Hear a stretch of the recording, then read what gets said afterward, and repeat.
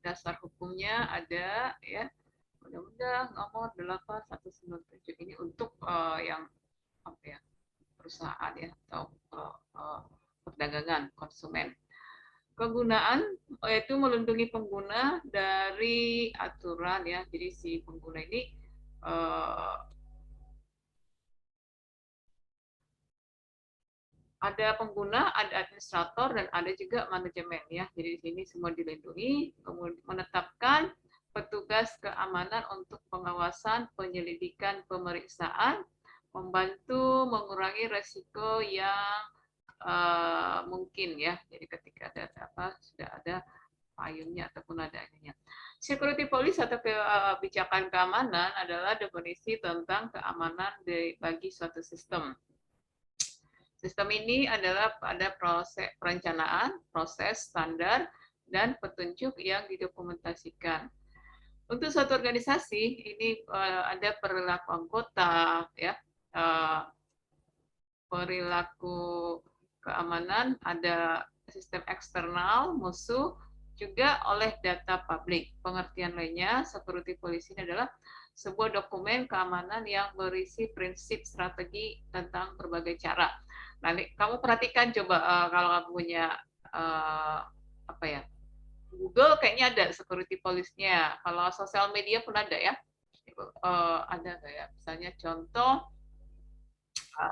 email ada ya. Jadi setiap contoh tadi misalnya Google, mereka punya aturan ya. Jadi yang tujuannya itu tadi melindungi pelanggannya atau konsumennya atau ya merupakan data-data. Di sini mengatur tata cara mengamankan informasi. Jadi apabila ada suatu pelanggaran, mereka sudah ada apa ya, aturan yang memberikan perlindungan atau arahan. Nah, itu tujuan dari security police-nya ya.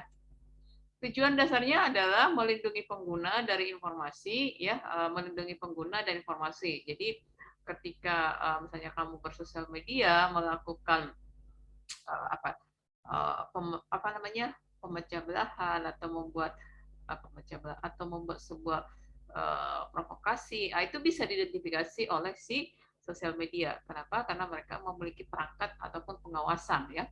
Jadi bisa sekali-sekali nanti akunmu dinonaktifkan atau berdasarkan aduan. Ada beberapa mengadukan. Nah, tindakannya adalah kan ada tuh apakah menunjukkan apa? Apakah kebencian? Kan ada pertanyaannya ketika kamu akan melakukan pengaduan atau pelaporan ya ditanya. Menetapkan tugas keamanan untuk pengawasan, penyelidikan, pemeriksaan, membantu resiko yang mungkin akan muncul, membantu arahan, kepatuhan peraturan undang-undang. Jadi situ jelas ya setiap poinnya. Ya tujuannya itu tadi melindungi konsumen ya atau user atau pengguna, kemudian informasi yang di dalamnya atau informasi yang disampaikan.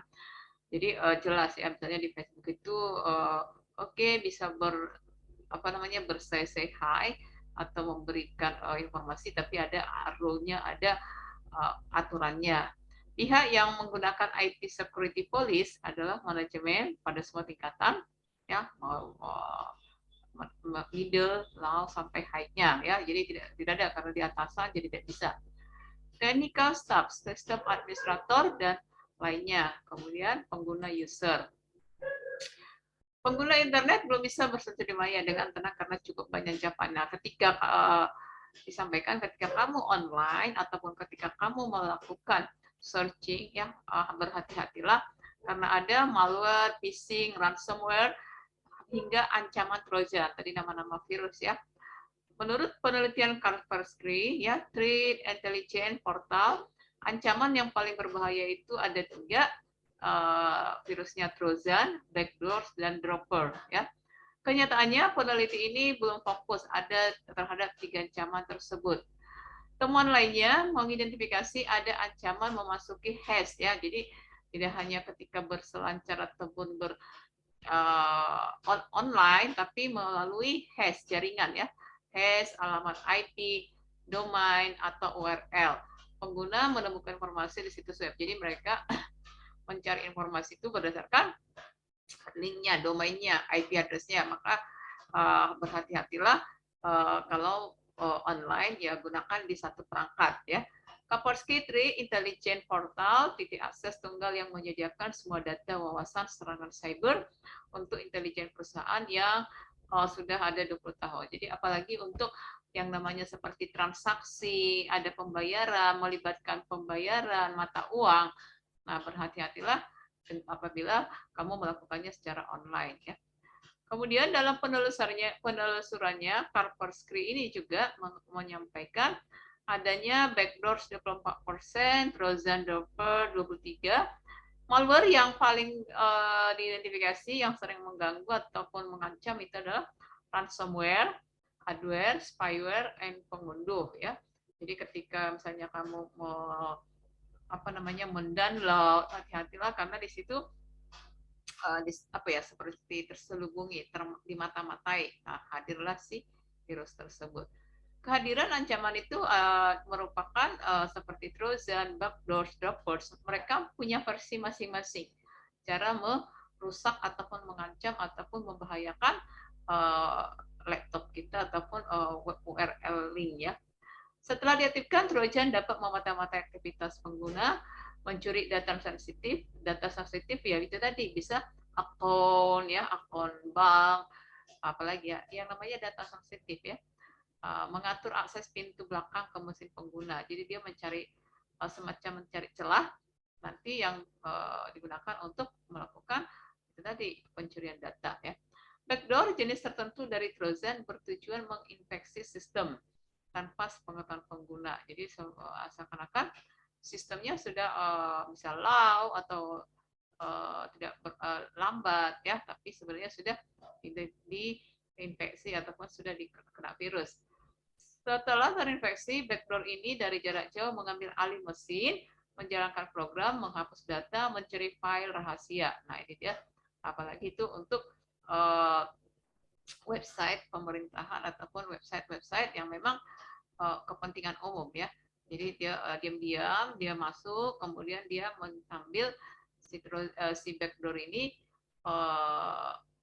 dari jarak jauh ya. Dia bisa memata-matai, menghapus, bahkan tidak hanya mencuri tapi menghapus. Nah, di si Trojan Dropper ini menginstal malware tambahan ke sistem. Nah, caranya bagaimana? Dia itu tadi masuk diam-diam, kemudian ditambahkannya sebuah sistem baru. Jenis malware yang diamati Kaspersky ini adalah paling sering diselidiki, itu tadi ya, produk security. Perbedaan antara malware yang paling sering dianalisa dan malware yang paling sering diblokir itu adalah perangkat lunak security cyber. Jadi ada beberapa peneliti tertarik pada target akhir serangan cyber. Contoh produk perlindungan endpoint itu tadi ya, yang melibatkan kepentingan umum, mencegah serangan semacam itu pada awal. Contohnya perangkat lunak keamanan yang efektif adalah memungkinkan pengguna membuka lampiran email. Jadi ketika dia ada email ya, kita tidak kenal, tapi kita sudah buat dia sih apabila ada email kita di setting ya, apabila ada email yang tidak dikenal akan masuk ke spam ya, ataupun dianggap phishing. Nah di sini si malware ini dianalisa dan malware yang sering diblokir itu adalah security cyber yang memang bertujuan mencegah serangan pada tahap awal. Itu tadi ketika masuk sebuah email, nah di situ bisa dilihat apakah itu memang email yang usernya atau akunnya yang benar atau yang jelas atau malah berisikan sebuah virus gitu ya. Selain kategori malware yang dianalisa permintaan ke Kaspersky ini khususnya di cyber ya, mencari informasi tentang Emotet. Emotet itu adalah virus Trojan khusus perbankan. Nah, yang paling bahaya. Dia bisa mengidentifikasi ya itu tadi rekening, bahkan bisa melakukan seperti transaksi. Trojan yang Emotet ini dirancang menyelinap ke perangkat komputer mencari data finansial. Model keamanan dalam arsitektur keamanan ada rancangan arsitektur logik yang merupakan keamanan perimeter, sistem instant response, discovery recovery plan, ada virus, keamanan data, aplikasi, dan infrastruktur. Jadi model keamanan informasi ini membentuk rancangan arsitektur keamanan. Ketika ada data logiknya, rancangan arsitektur logiknya. Di situ diperhatikan bagaimana kebijakan antivirus, administrasi keamanan, disaster recovery plan, ya, bagaimana pengamanan data juga, ya, disaster recovery. Kemudian rancangan arsitektur fisik. Kalau tadi logiknya, ini adalah ke fisiknya. Fisik itu adalah mencakup diagram jaringan yang digambarkan melalui firewall, main gateway, proxy, ya, proxy, VLAN, demilitarized zone, koneksi internal dan eksternal, dan perangkat yang digunakan dan diagram-diagram lainnya. Itu adalah rancangan yang arsitekturnya, ya. Oke. Pembahasan terakhirnya adalah keamanan jaringan. Jadi kenapa penting itu keamanan jaringan adalah untuk efektivitas kebijakan yang diukur dengan jenis, jumlah, dampak insiden, biaya dan dampak kebijakan, dampak pada kebijakan. Koneksi internal ke jaringan hendaknya disalurkan dengan route, ya, routed melalui gerbang yang aman, security gateway, diproteksi, dienkripsi melalui kebutuhan triple DES, ya, triple DES TDS. Advanced encryption, ya, di sini ada transport layer security dan socket layer. Ini di sistem operasi, ya. Ada beberapa layer yang digunakan di suatu web server dan browser untuk mengautentifikasi web server. Nah, itu tadi contohnya ketika misalnya kamu mengunjungi sebuah website dan di situ tertulis tidak bisa seperti di blog, ya, ketika mengetahui tidak privasi, apa namanya, privasi security atau privasi apa, ya, jadi tidak diketahui atau tidak dikenal, maka dianggap akan merusak ataupun mengganggu, maka si website itu tidak bisa dibuka, ada beberapa, karena mereka mengenali dari itu tadi, ya, IP address-nya. Di situ nanti terlihat TLS, security software layer-nya, memungkinkan dokumen autentifikasi klien. Kemudian ada juga sertifikat. Perhatikan, ya, setiap itu tadi, ya, ada sertifikatnya. Wireless Transaction Layer Security. Ini autentifikasi kuat dengan enkripsi digunakan antara suatu web server dengan browser.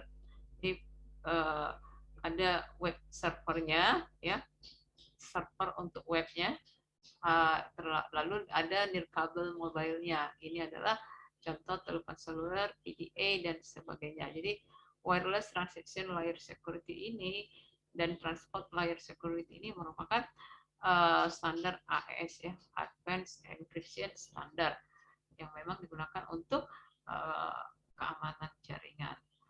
Oke, tugas kelompoknya udah dibagikan kemarin, ya, tidak ada, itu aja dilanjutkan dulu. Ini masih ada waktu sekitar hampir tengah satu, ya, sejam lagi, ya, hampir sejam, ya, sejam, ya.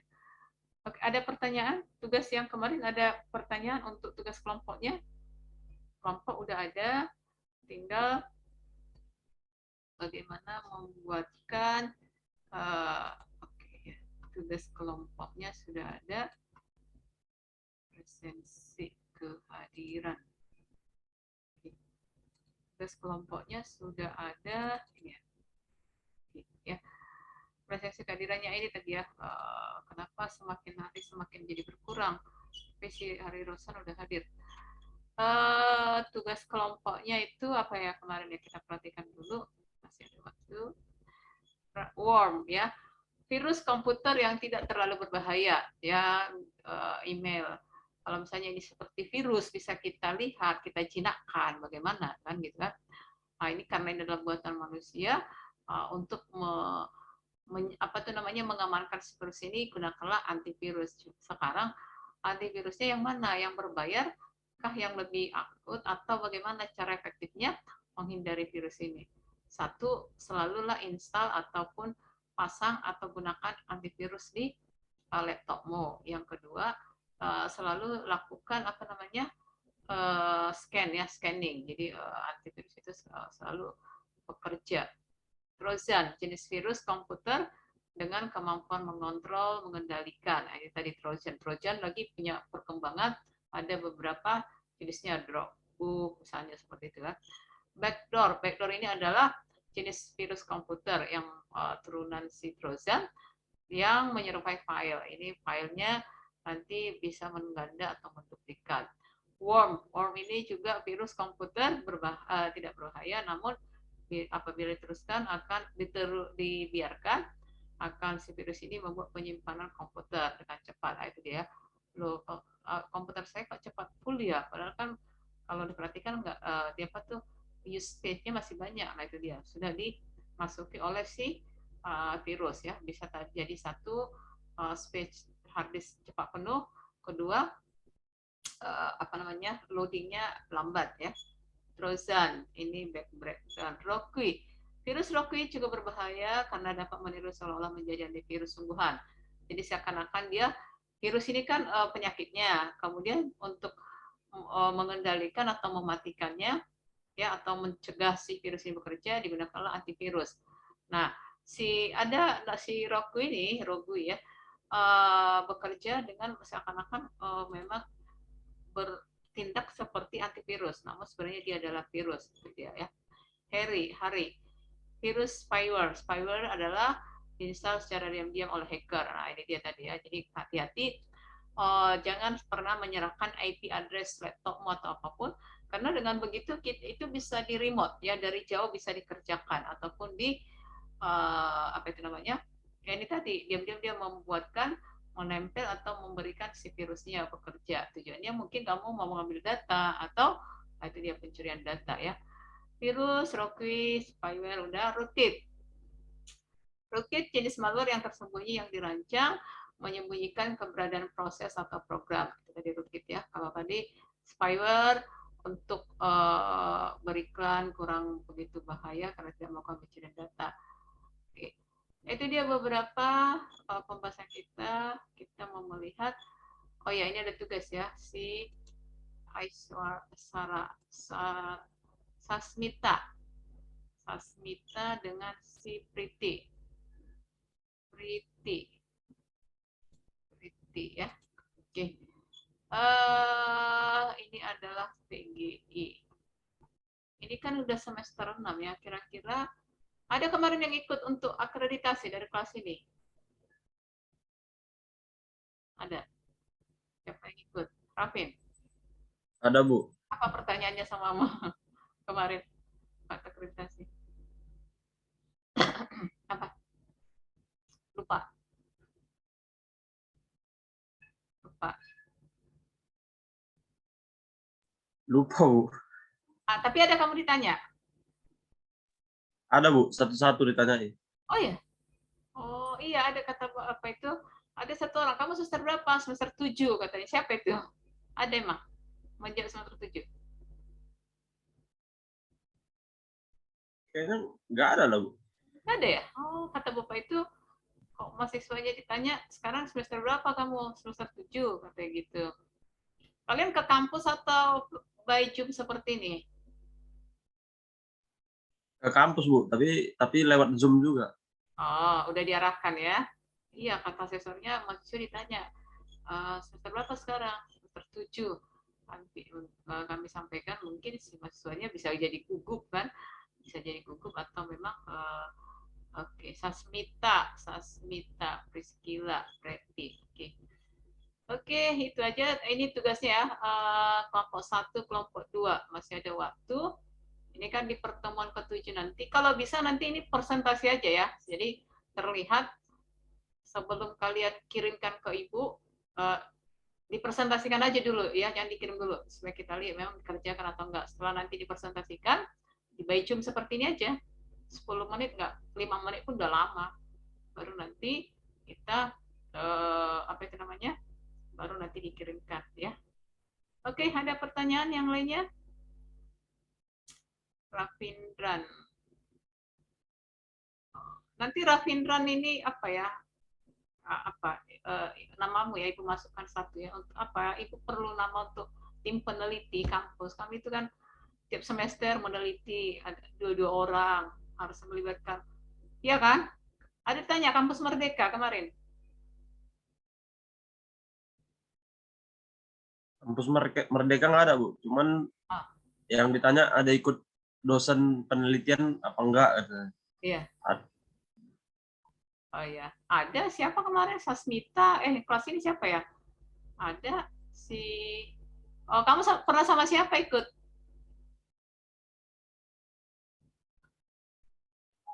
Belum pernah ikut Bu, cuman dibuatkan aja kemarin. Oh Saya iya ikut ya. sama Pak Erwin Oh, gitu Bu. oh iya iya iya ya, oke. Ibu ada yang oh enggak sini ya. Oh nanti pakai ya Rafin. Kalau hari kemarin nggak jadi ya. Tapi sebenarnya hari nggak ada KTP, lupa Ibu. Ibu kira ini nanti ada semacam nanti barakan ya. Rafin ya. Oke, Rafin. Satu lagi siapa ya? Karena sebaiknya memang dilibatkan mahasiswanya, Rafin. Satu lagi siapa ya? Siapa yang online ya? Nah, karena nanti di artikelnya kan dipublish, nama itu harus ada juga. Memang itu buktinya. Gitu sekarang. Rafin, satu lagi Rafindran. Arti ini bisa nggak ya, Arti? Oke, nanti Ibu hubungin aja lah. Oke ya, itu aja dikerjakan, kalau bisa nanti dipresentasikan, jadi supaya terlihat ya. Kalau misalnya memang tidak ada tanya jawab, tidak ada komunikasi dikit, tuh ya begitu hilang. Datang, datang, udah selesai, kan gitu kan? Oke. Putri apa kabar? Ada lagi? Oke. Baik, Bu. Oh, baik ya, oke. Jadi nanti per kelompok itu dikerjakan. Satu lagi ya ditambahkan, walaupun misalnya kali ini kan tugas kelompok nih, tambahkan satu lagi ya. Kalau udah ya, kalaupun ini per kelompok ataupun tidak ketemu atau by Zoom, ada dokumentasi fotonya ya minimal 2 ya. Jadi waktu kayak gini nih, pas kalian diskusi, capture, nanti ditambahkan di sini. Jadi terlihat ya foto kegiatannya memang benar dikerjakan bersama-sama. Itu ya, Ibu tambahkan. Oke, ada pertanyaan lagi? Cukup? Pertemuan kelima, 2 minggu lagi libur, ya kan? Sebelum anak kemungkinan UTS-nya setelah libur hari raya baiknya ya. Oke, ada pertanyaan? Cukup?